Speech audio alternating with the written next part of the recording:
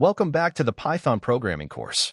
In this video, we are going to see how to create Python virtual environments.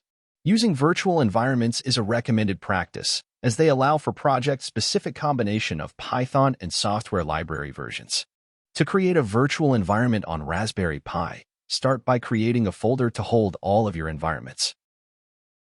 Next, execute python-mvenv command and provide the path to your new environment.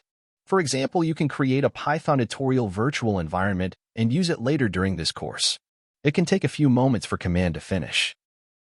To activate the virtual environment, use source command and provide the path to activate script inside your environment folder. The terminal prompt now includes the environment name, indicating that the environment is active. As a quick test, you can execute the Python version command. Finally, to deactivate the virtual environment, execute deactivate command. The terminal prompt no longer shows the environment name.